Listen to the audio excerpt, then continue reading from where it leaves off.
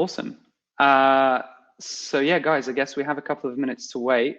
I'm just kind of curious, does anyone have any burning questions or anything that they want to get out of the session? Feel free to just drop something in the chat below or wherever it is on your screen. And then we'll get going shortly.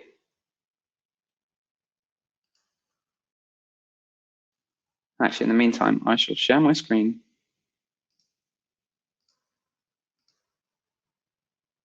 Boom. Okay. How do you define growth and chaos? Great question. I think growth is basically any movement towards your goals. And chaos, I guess, is uncertainty when you don't have a clear idea of what inputs drive the outputs.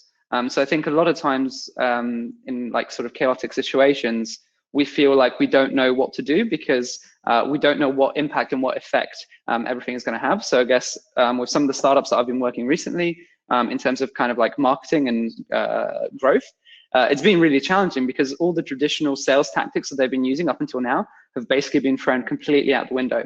So I guess for me, chaos is, yeah, when you don't understand what effect your actions will have. Yeah, thanks for the question. Hopefully that's a bit of an answer. Should we do one more question or anything else that anyone wants to ask? Just as we're waiting for the last couple of minutes for people to join.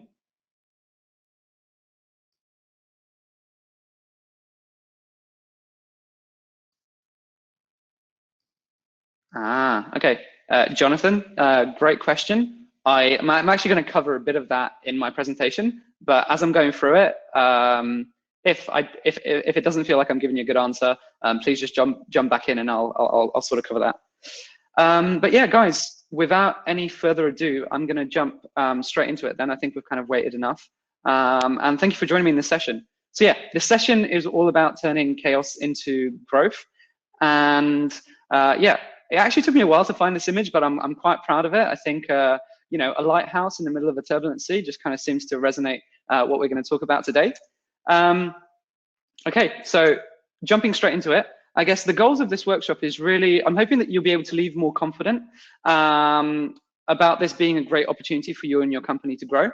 I hope that you're able to then appreciate the importance of going back to first principles and some of your product fundamentals. And lastly, I hope that we have an open and helpful discussion at the end. So I've actually been doing quite a lot of office hours with the variety of sort of startups that I'm working with at the moment over the last couple of weeks. And every time that we've had open discussions at the end, it's been really, really helpful and quite cathartic for everyone involved. So hopefully when the time comes, you guys will feel confident and comfortable to kind of jump in and you know, share some questions and share some personal stories. Cool. Like I said in the introduction, the way that I'm going to structure this is I'll have a short presentation at the start to frame basically the conversation. Then we'll do some quick introductions for the group discussion for whoever wants to jump in, and then we'll deep dive on sort of specific challenges and questions for everyone that's there. Great. So this is the presentation part, and it's going to be all around framing the discussion. So what I'm going to cover here is basically 4 key parts. First of all, I think it's around strategy setting. So we're going to be thinking about what's the most effective way to build the strategy in this current time period. Secondly, it's going to be about experimenting with value propositions because undoubtedly things have changed for your customers. Number 3, it's going to be a product 101 refresh. And I appreciate there's a lot of experienced product managers here, but sometimes it's really, really helpful to go back to basics and ask ourselves some of those fundamental questions. So it's going to be a quick refresh of that. The 4th part is going to be around building moats. So tactical things that you can do right now to really try and make sure that you come out of this pandemic as effectively as possible. And then the discussion and Q&A. And then if we have time or if you're interested, I also have some sort of nuances based on some of the startups that I've been working with recently and some of the specific problems that I've seen and some of the particular patterns that I've seen in working with them as well. Cool. So before we kind of go any further, who the hell is this guy? So this is me, a whole bunch of logos and brands and stuff that I've built and launched. It's not, you know, I think these slides sometimes a little bit feel egotistical to put up, but I guess the key thing that I hope that you take away from this is I've worked in a lot of different industries with a lot of different products, and I've failed so many times that I've kind of hopefully learned some good valuable lessons along the way that I'm hopefully going to be able to share with you right now. Cool. So with that in mind, I just wanted to throw out a quick poll and basically ask where you guys are at the moment in terms of the maturity of your product, because that's really going to help, I guess, some of the Q&A that we're going to have in this session. So if you pop over to the polls section of this session, you'll be able, there's 5 answers there. And basically, yeah, I'm just curious to understand, you know, are you at the idea stage, or are you already working at a mature product in market? That would be a really good to hear from you guys. Cool. All right. So seems like there's actually quite a lot of businesses here that are in either the early traction or mature product in market. That's great. For the prototype and idea folks, hopefully these fundamentals will actually be really helpful for you guys to actually start thinking about the first principles of building the product. So yeah, really good context. Thank you for letting me know. Cool. Now, let's moving on. So strategy. I think fundamentally, if you're thinking about product strategy right now and business strategy in general, things kind of fall into, I think, 2 camps really, which is surviving or thriving. And the way that I think about building an effective strategy is relevance. Relevance, relevance, relevance. I think it's really important to go back and baseline what is the current strength of your value proposition in the market. And I'm going to say that one more time. You know, relevance in the eyes of your customers. I think it's really important to through what we're building, and given what's happening in the world right now, is the value proposition that we're putting out in front of our customers, is the job to be done, is the outcome at the end of that job to be done, is that actually really important in people's lives right now? And I think that relevance is a really important tool because, you know, much like people can fall in and out of product market fit, same with relevance, right? You can be really hot and topical one moment, and then you can fall off, I guess, the hype and the current trends, and your relevance of your product can go down. So in terms of setting a strategy, thinking through relevance is really, really important. And the reason why it's so important is I think that, you know, we really don't want to be this guy. So this is a great film for those of you who haven't seen it. Absolutely love Will Ferrell. But I think that the real question here is, you know, relative to what's happening in the world, you know, if you think that, you know, people are having their lives completely flipped upside down, sometimes the products that we are normally building are probably not important as some of the more bigger personal issues that are happening in people's lives. So again, you know, back to that point of relevance. But in terms of relevance and in terms of, you know, how strong is that value proposition, I think about it in sort of 3 distinct categories. And I'm sure some of you have probably seen this before, but I kind of think about it across sweets, vitamins, and painkillers in terms of the kind of product and the consumption method of that product in terms of what you're building right now. So in terms of sweets, the way to kind of think about it is that, you know, they're small, often gamified actions with very quick gratification, and often the best sweets are really hard to ignore. So think social media, think gaming products, you know, those are the best examples of sweets out there. And then moving along, it's vitamins. So vitamins are really around the new habitual action built in the search of understood long-term benefit. And understood there is a really key important point, because I think often when we think about products that are vitamins, you know, they're actually, you know, physical vitamins that you take from like your Boots or a pharmacy or whatever. But very often, you know, they're educational products, they're mental well-being products. I think a lot of, for example, like Headspace, Calm, a lot of these apps and a lot of these products, they form in this vitamin category, right? So as soon as they are able to educate you and you're able to understand that, you know, there's long-term benefits in you building up this habit, they actually start then helping you educate yourself and start hooking you into that more new habit that you're trying to form. And lastly, and probably most relevant for right now, it's painkillers. And, you know, I think as product managers, we often think about, you know, solving pain points in the eyes of our customers. Well, painkillers are really, you know, actions that cure a specific and well understood problem. And very often there's a really strong need in the eyes of our customer when we're talking about painkillers, right? So I guess typical things here, like your accounting software, that's a huge pain point very often for a lot of companies. Xero, QuickBooks, those are the kind of products that really sit in there. And I think there's a little asterisk there at the bottom, which is all of these are framed as actions, because I think it's really important to try and think about the consumption dynamics of your product. So for quite a few products that I'm working with right now, their general engagement rate has gone down, but actually people are still happy to subscribe to the product, and we haven't necessarily seen churn. And just because you haven't seen that engagement doesn't mean that you're not kind of, actually solving that pain point. It's just that maybe people's priorities have shifted. And in terms of painkillers, I think, because they're often, I think, the holy grail for a lot of products that people try and focus on.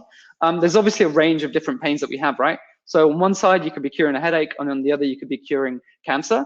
And I guess for the current moment, a lot of the stuff that I'm kind of seeing doing pretty well are sort of, collaboration tools and content tools.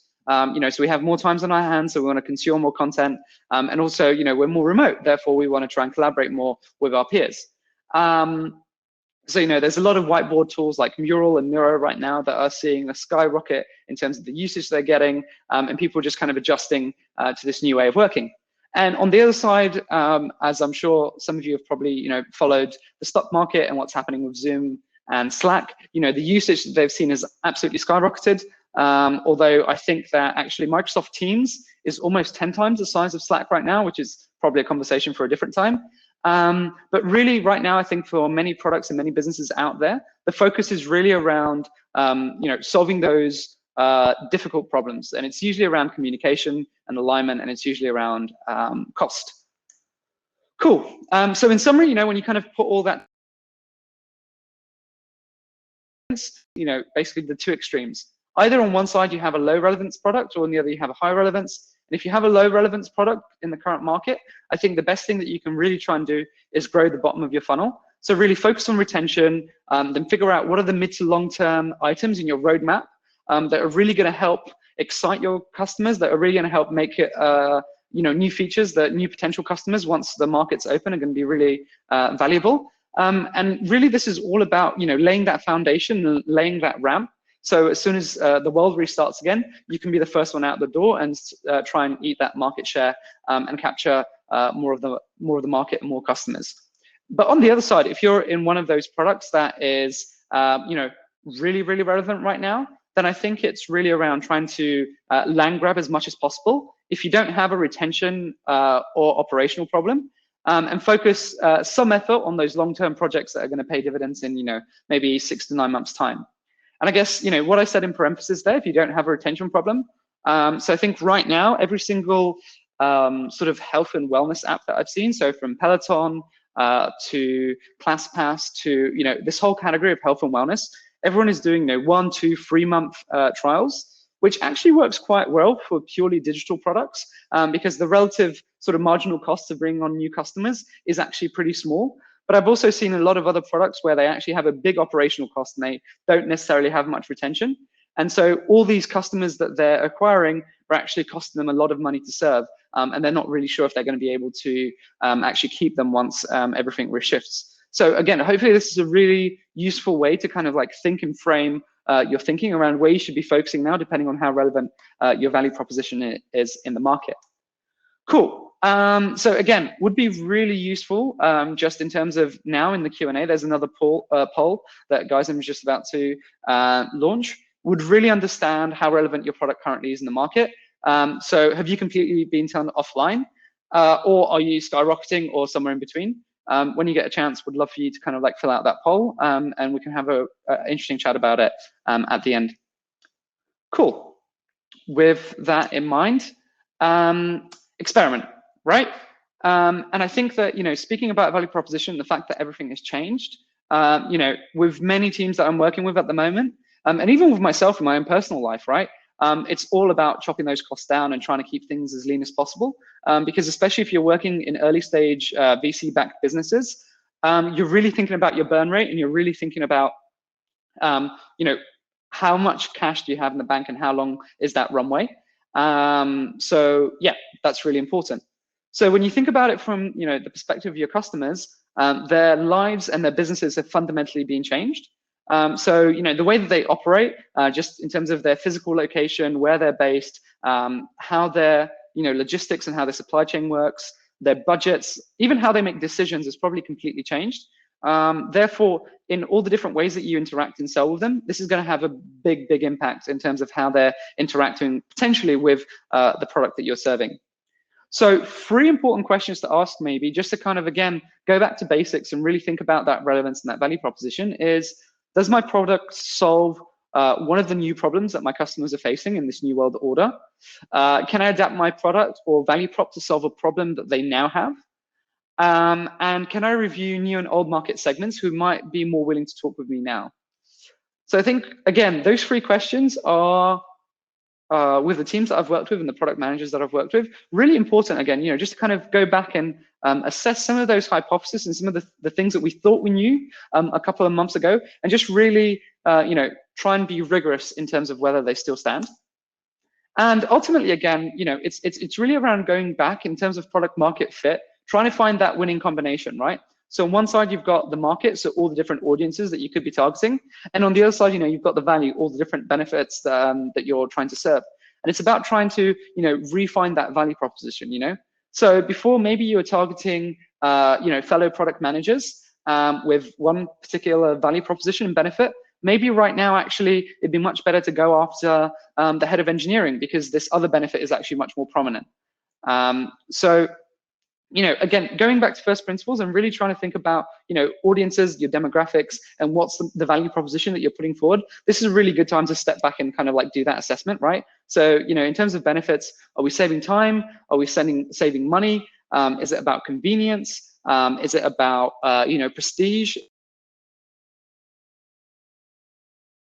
Hooks in order to get your customers' attention and get them to really buy into what you're doing. And, a great way to go out and test this is, to run good experiments. I think as product managers, we're often, always trying to think of hypotheses and assumptions. And this is really the time to double down on that. So for me and kind of the product teams that I work with, this is kind of the general structure that I think about of a good hypothesis or a good experiment. And it follows the structure of, because we saw that, and this is data insights that we've seen anywhere in the company, from sales to customer support to usage data, whatever that kind of data or feedback is. We expect that this change, again, whether that be within the product or within the marketing, will cause this kind of impact. So is it about more sales? Is it about more usage? Is it about more upgrades to a particular feature? What's that call to action and what's that impact that you want to have? And then finally, of course, what are we going to measure this using? So what's the data metric that we're really going to focus on with this experiment? Is it going to be about conversion rates? Is it going to be about open rates on an email? What is that going to be?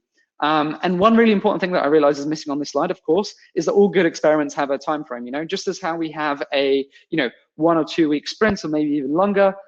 It's the same way to kind of think about an experiment, right? So we're going to put this into the market. We're going to try and make this change, and we'll see over this period of time whether that will have an effect. Cool. So that was kind of experimentation, and again, thinking back to value propositions, your target audience, and your target customers. Now a little bit of a product 101. Again, these are fundamentals, but I feel like with all the sessions that I've done with the teams that I'm working with right now, everyone has found it very, very valuable just to kind of be refreshing all these things, because very often they're trying to rethink their whole business and rethink their whole operation from the ground up. So this is simple stuff, but easily it can be overlooked. So in terms of value proposition, I like to think of this as a validation stack. So we have all the way from the top where can you get someone's attention with a value proposition? Can you get them to click on something? Can you get them to leave their email address, their phone number? Can they create an account? Can they fill in a survey? Can they do an interview? Can they do a one-off payment? Can they do a subscription? And I guess every step down this validation stack that you go down, you have a stronger and stronger signal that you've been able to create a value in the eyes of your customer, right?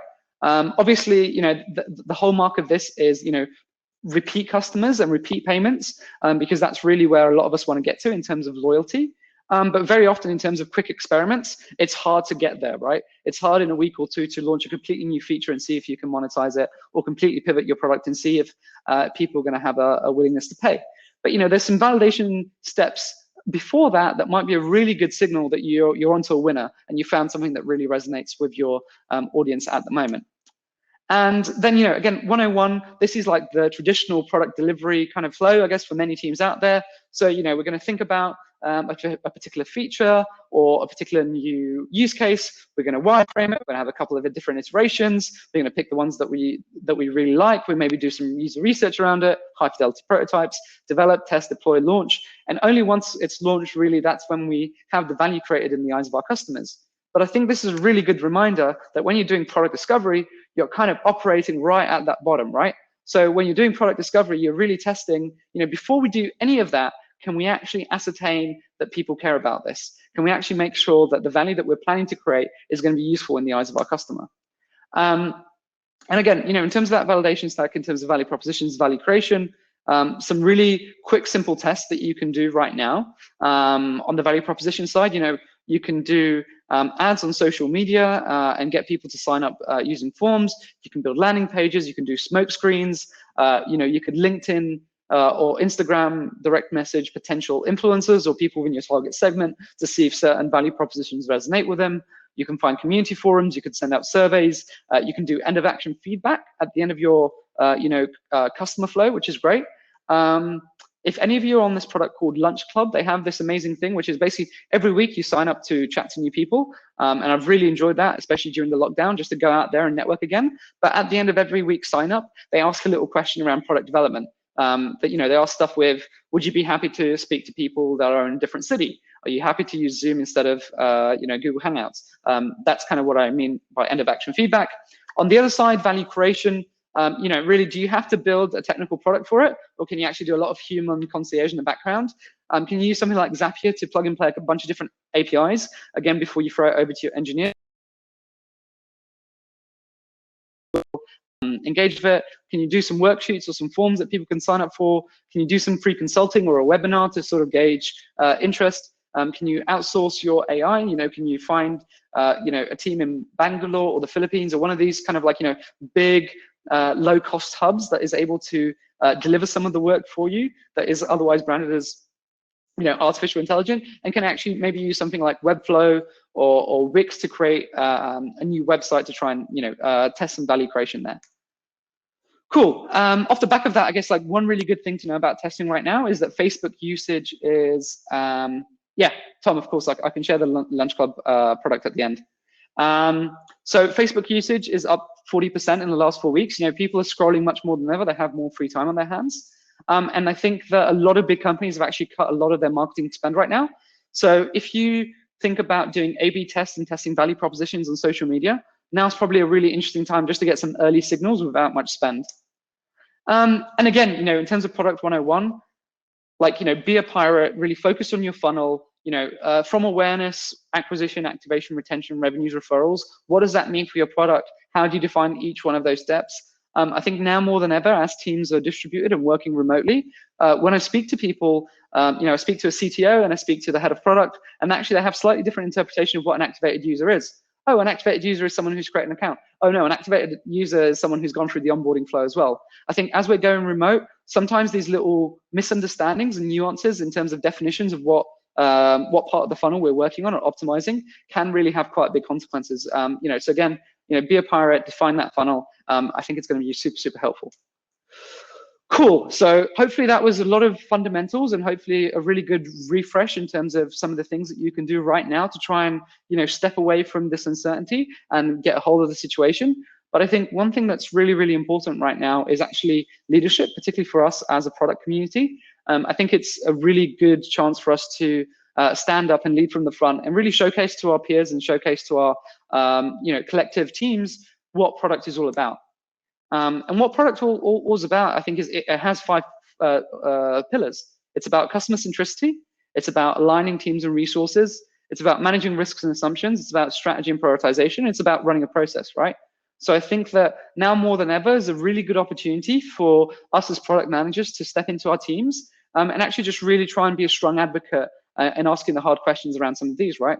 So are we really focusing on solving the pain points that matter in the eyes of our customers? Are we really aligned and allocating resources effectively against the things that are most important?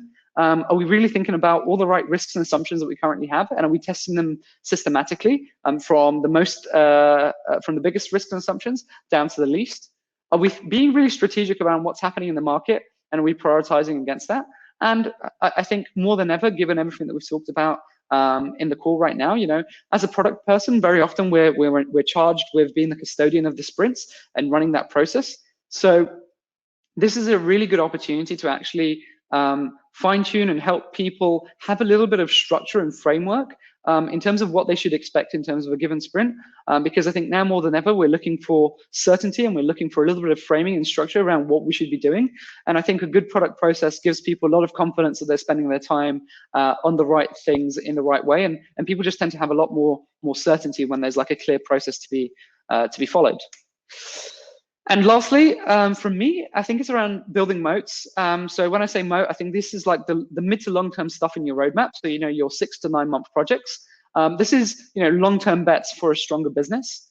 So the way that I really think about this, and I've kept it really short because this could, easily be a whole presentation on its own. But ultimately, it's about, user experience. Can you right now start really thinking about how you can collect, intercom and sales data to try and create a more streamlined user experience for your customers based on the different onboarding journeys that you have and the different user profiles that you have?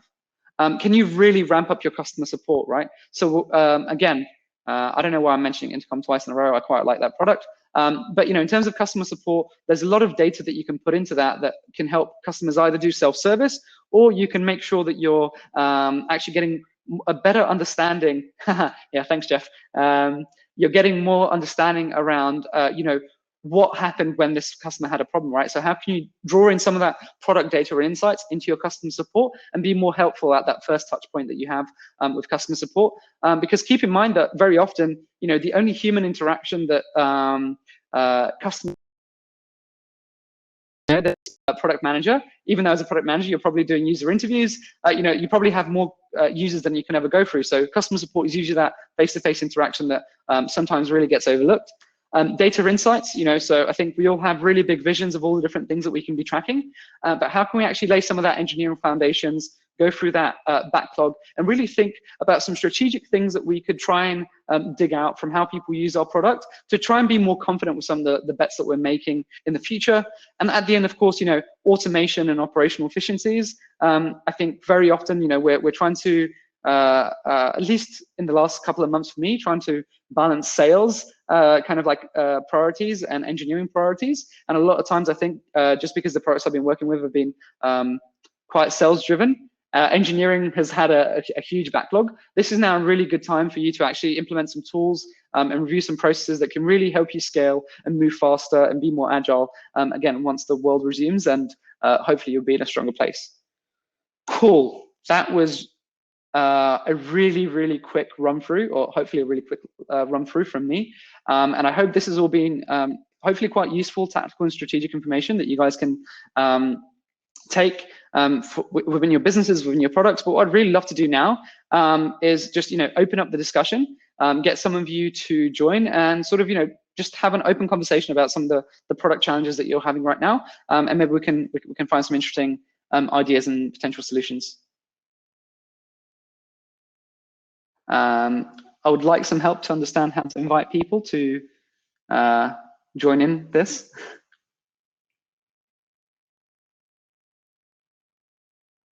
Let me stop sharing my screen. Sorry, I just joined in quickly. I think once people request to come on stage, they just appear down here. If Jeff, would you mind just requesting it so that we can test it quickly here?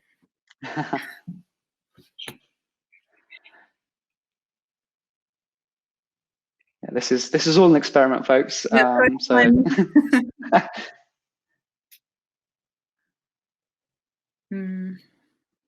All right. Okay. No, it didn't. While yeah. Jeff's there. That would be good. Hey, Jeff. How's it going? Yeah, doing well. I realized I did a couple of shout outs to Intercom. I love it. I'm not even working there anymore, but I still love it. Can't get away from it. Cool. So we want other people to join here with us as well, I guess, right? Sure. I'll go ahead and leave. And I don't know, maybe if people just ask their questions in the chat, and then Kosta, you can just ask them to join, and then they can join. Yeah, sure. Cool. Awesome. So yeah, guys, if you have questions, like feel free to ask either in the chat, and then we'll invite you in. Or if you don't want to appear on camera, that's also fine. We can try and answer it like this.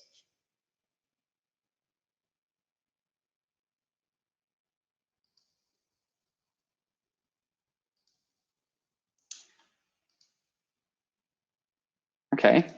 Well, okay. I actually had a question, so I'm going to jump in. Go on, Jeff. So like you mentioned that there was the section there about the kind of pirate funnel and talking about like, thinking about how your customers move through that funnel.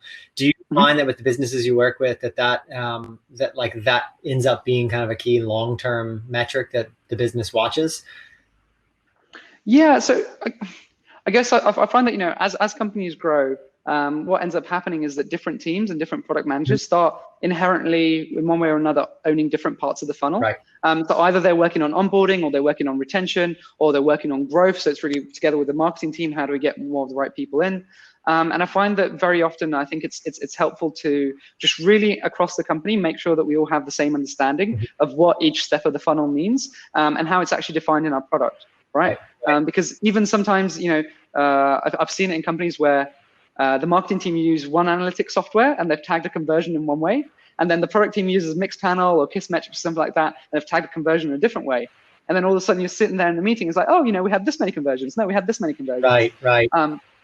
And I think now's a really good time just to really grab the whole product community and engineering community and really be a custodian, saying like, guys, let's just make sure that we're all on the same page. What does an active customer actually mean for us right now? And maybe before, an active customer was someone that logged in 4 times a week. Right. Is that still sensible? Is that still the right metric? Right. Do we need to review this? Right. Cool. Does that answer it? That does. Or, yeah. Like the piece that I find that I've seen a lot of people leave out as well is like the referral aspect of it. Like I think a lot of people, especially after the Facebook stuff, add 10 friends in the first X number of days or whatever came out. Everybody was like, okay, product activation. I've got to find that magic number. But everybody forgets that like the referral piece is actually really important as well. Yeah. So actually, there's this. I had a product clinic earlier this week, and we were talking exactly about referrals. And I think there's a really interesting litmus test that you can try and think through in terms of your referrals, of whether you've actually nailing your value proposition. So with something like Facebook, I guess like it's such a social, broad application use case product that when you invite 10 friends, it's social, right? So you don't have to think about, well, how old's my friend? What job are they in? You don't have to think through all of those different things. Whereas I think with a lot of products, actually, you have to be a lot more specific. So I think the quality of conversions of your referrals often is a great indicator of how well your customers actually understand your value proposition. Okay. So if someone can go like, oh, I love this product because it does X for me, and they can actually go and say that to someone else, and they can actually articulate in their own words the value proposition that your product creates. Having a strong conversion between, referral email sent out to that person signing up is actually a really, really great tactic to figure out if people are actually understanding what the hell's going on. That's a really interesting one. Cool. Thomas has a question here, so I'm going to drop out and let Thomas jump in. Yeah. Invite to call. All right, Thomas, I've invited you to the call. I'm not sure if you want to join. What tactics have you used / advised others to use to ensure that sales and or finance aren't the dominant force in deciding product direction? Oh, that is such a great question. So I can imagine with, I can't imagine actually, I know for a fact, a lot of companies that I'm currently working with, because, they're going through that chop kind of scenario with all of their costs, finance has just become such a dominant factor and opinion in terms of what gets focused on and what not. I think with product, it's really helpful just to kind of really articulate, I guess, the insight that you have in how people use the product, and I guess the value that it creates in their eyes. Because very often, in finance, when they look at your users, when you look at your customers, it's often a number on a spreadsheet associated with a revenue number or a recurring revenue number. And very often finance views it just as like lines on a spreadsheet. And conversely, I think in sales, very often, if you have an enterprise sales team, it's just around like numbers and hit rate, right? So we want to do 10 calls today, and we just know that at least one of them is going to convert, et cetera, et cetera.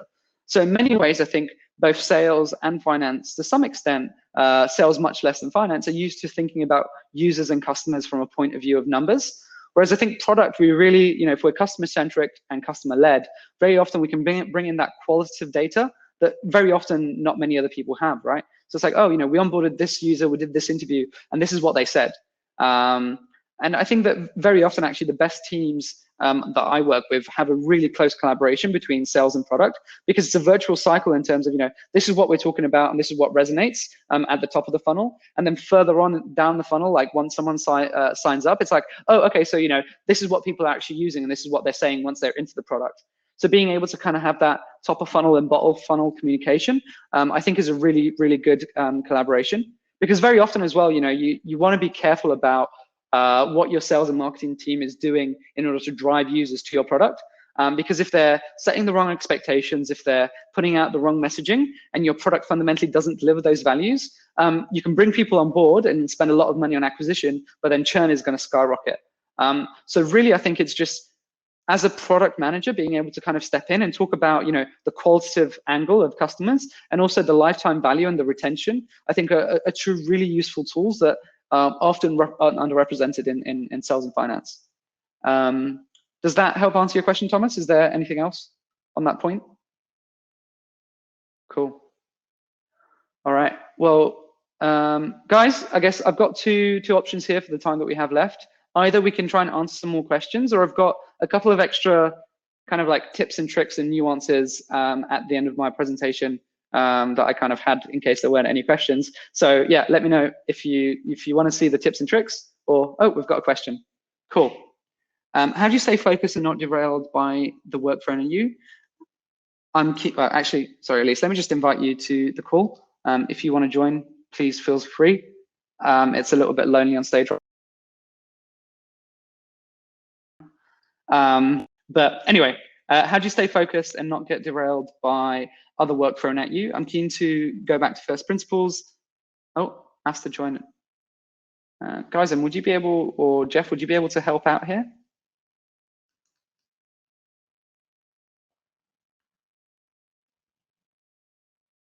Ah, God.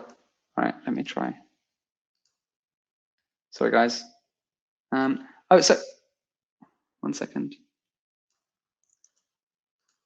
Okay, so I'm just going to paste the link here. Oh, no. Never mind. Okay, I'll try and answer your question and not waste time anyway. Often I feel there's misalignment across the company and the product team of what's important and where attention should be spent. Oh, okay, this is a really good question in terms of alignment. So actually I had a product clinic yesterday with a kind of like a very techie product that's very kind of like actually sales driven. And I think the thing about alignment in product very often is just getting people comfortable in terms of speaking of hypotheses and assumptions and trade-offs. So I think as product managers, we're very often, we're not actually often charged with delivering the work. We're charged with being a custodian for the work, right? So charged with being able to bring design, sort of business and marketing together with operations and engineering together in one cohesive unit, because the product is very often the vehicle of value that interfaces with the customer.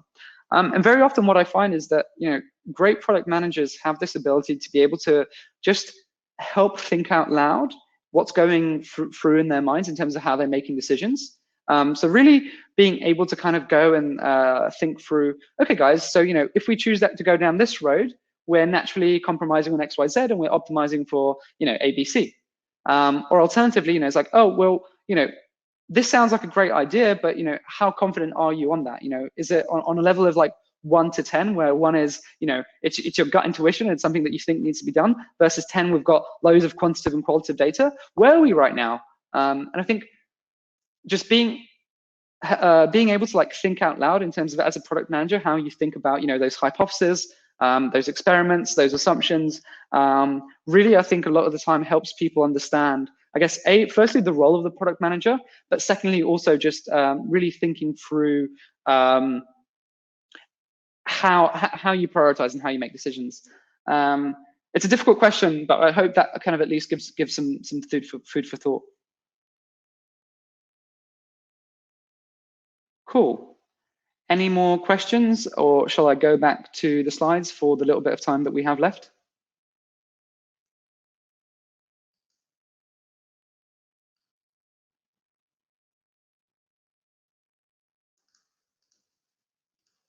Yeah, awesome point, Jeff. Thanks.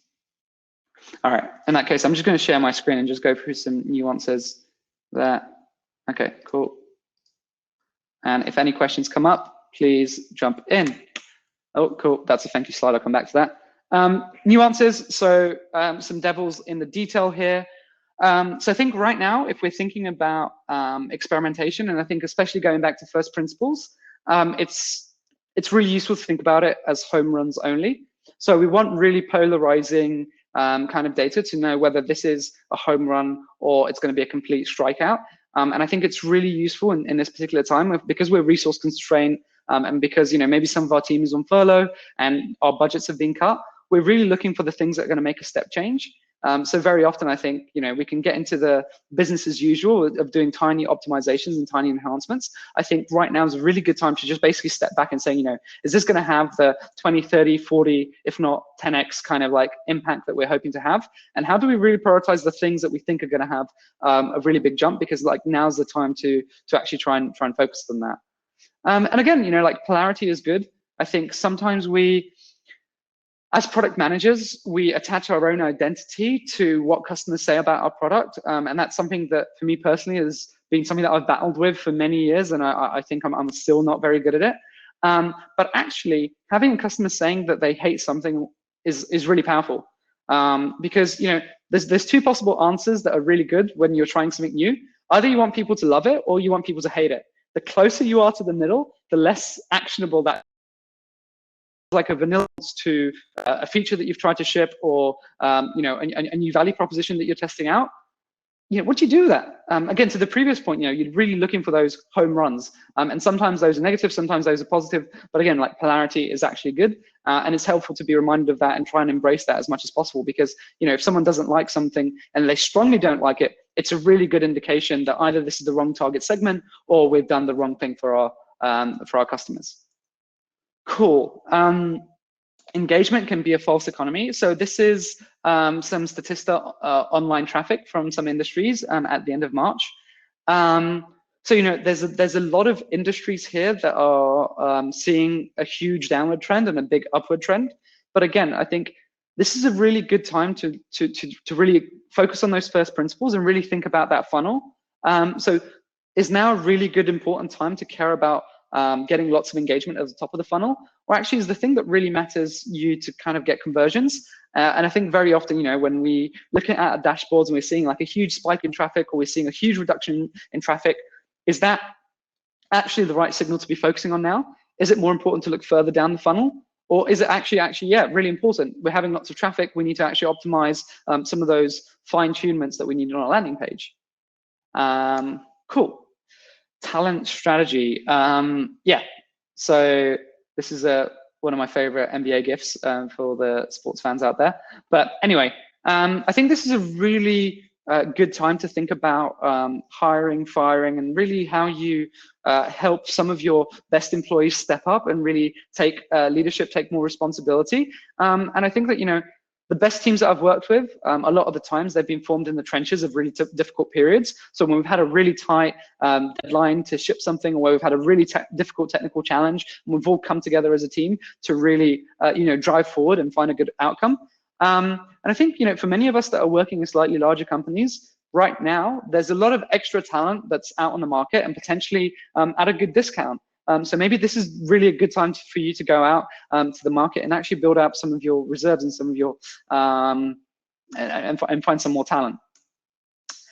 And lastly, and this is a really slightly dangerous tactic, so approach with caution. But particularly in SaaS, I've been speaking to a few companies out in the States who are thinking about buyout strategies. So these are fairly large companies with, you know, about 12 to 24 months of runway in their business, and they've also got product market fit, so they kind of understand their customer lifetime value relatively well. And what they're actually going out there is they're going to their competitors' customers and saying, hey, we're going to buy you out of your, you know, 1-year license or 6 months license if you come and join us. So this is a really aggressive strategy, but actually I've seen some incredible results, particularly for a few, you know, high scale up tech companies out in America. So again, approach with caution, but maybe really interesting to think about, you know, if your value proposition, if you generally think that you're better than your competitors' products in the market right now, can you go out and speak to some of their customers and see if you can win them over and swap them around. But cool, with that in mind, this is me, that's my email address, that's my LinkedIn. I do office hours for companies if you want to sort of deep dive and you didn't feel comfortable or confident to ask your question here or jump online. So yeah, feel free to reach out, feel free to connect. I really hope that this was a useful and helpful session for you. And yeah, please let me know if you have any more questions, and I'm happy to answer more questions in the time that we have left.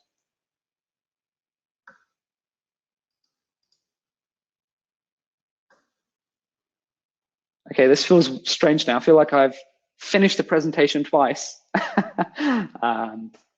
Anyway.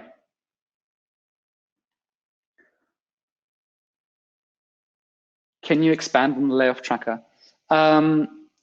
Sure. So that layoff tracker was 2 things. So the first thing of that layoff tracker has been like good talent from scale-up companies across the world that you can hire. And secondly, I think it's, you know, if you're thinking about the companies that are making layoffs, in many ways, sometimes their customers are good ones to go after. So you can use the fact that people are laying off as a signal in the market that there might be some good acquisition strategies for their existing customers. And again, I think that this is particularly true in SaaS and subscription models. Cool. Thank you. That's answered your question, Thomas.